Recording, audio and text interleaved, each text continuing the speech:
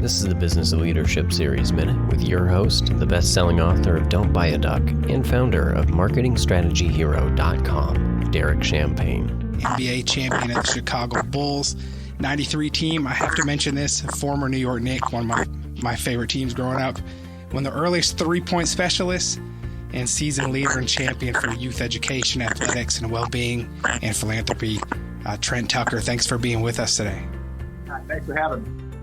Michael Jordan's a friend of yours. You were a teammate of his as well. Did you know at the time, did the teammates at the time think that's the best player ever? You know, in his third year, I was still playing for the Knicks, and it was our home opener, and we played the Chicago Bulls. And back then, you know, the game was a lot more physical, where you could push and grab and knock guys out of the air, and there were no flagrant fouls. Guys weren't thrown out of the game for being rough and tough. And with all of the physical play that we gave him doing that, he was still able to score 50 points in a close win for the Chicago Bulls. And I walked off the floor, and some of the reporters who came into the locker room, and they asked the question, your thoughts on Michael Jordan's performance. And the first thing I said was that I've seen and played against some of the greatest players ever played basketball. Dr. J, Kareem Abdul-Jabbar, Magic Johnson, Larry Bird. I said, but I haven't seen anyone better than the guy that I played against tonight. On that night, it led me to believe that Michael Jordan was the greatest basketball player.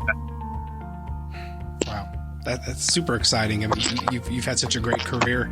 How fun the names you're naming are all legends, and they've held up. Obviously, still hold up when you name who they are. I'm curious about Jordan. We know how talented he is, but what percentage raw? Because we see, especially in the Last Dance, like his work ethic. Like, forget the parties. I want to go to sleep so I can. Of course, the gambling and all that fun stuff we just saw, great.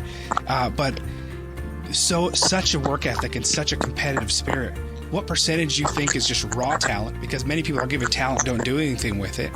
And what percentage is that unwavering drive to be absolutely the best and never? I mean, what percentage did you see? You knew him well. Well, you see a lot of guys who have the raw talent, and the raw talent can only take you so far. But if you don't have the work ethic, you're not able to achieve the things that you should be able to achieve with that raw talent. Michael Jordan had a combination of the great raw talent, but he had the right work because he wanted to be the best. He was driven to put in the work every single day to put himself in the conversation of some of the greatest players of all time. And one day I asked him a question. You go on the road and you might see this one time, and why are you so focused on making sure that you go out and be at your best? He said, because this might be the only time that you get to see me perform this year.